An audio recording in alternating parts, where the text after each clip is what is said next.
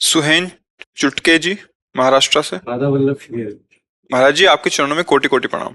महाराज जी, आप जब भी तीक्ष्ण दृष्टि की के साथ जो बात करते हैं वो सीधे हृदय में प्रवेश करती है। आपके सत्संग से जीवन में बहुत परिवर्तन आया है।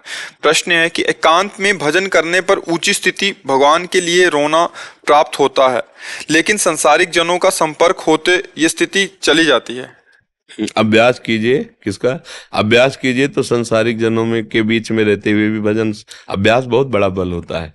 अभी क्या है, एकांत में हम अपने इंद्रियों पर शासन कर सकते हैं, और जब व्यवहार में आते हैं तो व्यवहार में फैल जाती है, बहिर्मुख हो जाती है, तो हम शासन नहीं कर पाते, तो हम फिर उसका रस नहीं ले पाते जो हमारे एकांत में रस आया। और अगर यही अभ्यास कर लो तो बाजार में खड़े होकर भी समाधि भाव को प्राप्त हो सकते हैं। हम कई बार सत्संग में कहा, हमें साउंड से बहुत विक्षेप होता था, जैसे मंत्र जप रहे हैं और उसे सुन रहे हैं, तो अब साउंड जिससे गांव गली में ब्याह आया नहीं हो तो बड़े बड़े लगा दिए, अब वो उससे हमें लगा हम कमजोर यहाँ हो रहे हैं। हमें ऐसा पुष्ट होना है कि विश्व का कोई भी विघ्न मेरे भजन को रोक ना पावे।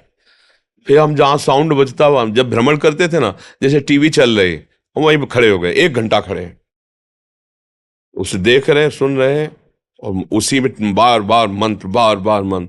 वर्षों के अभ्यास से ऐसा हुआ कि साउंड जितनी जोर से बज रहा उतनी जोर से मंत्र चल रहा है, विक्षेप खत्म हो गया। फिर दूसरा विक्षेप था, जैसे कोई आके हमसे बात कर रहा है, कोई ऐसा, तो अब जैसे बात नहीं कर रहे तब तो हम समेट सकते हैं, भले आप आओ जाओ, लेकिन बात करने में तो फिर हमें दिमाग लगाना है, बाणी, तो ये भी मतलब कमजोरी दूर होनी चाहिए। तो हम जिससे प्रारंभ में जिससे बात करते उसी के मुंह पे लिखते नाम, आपसे बात कर रहे हैं ऐसे बात, हाँ ऐसा, आपने प्रश्न किया, आपसे उत्तर दे रहे, और ऐसी एकाग्रता से आपको लग रहा मुझे बहुत एकाग्रता से, हम अपने एकाग्रता से आपको बिल्कुल दोबारा पूछो कि आपने हमें पहचाना, हम नहीं पहचानते, क्योंकि हम जिसे पहचानते उसे देख रहे थे।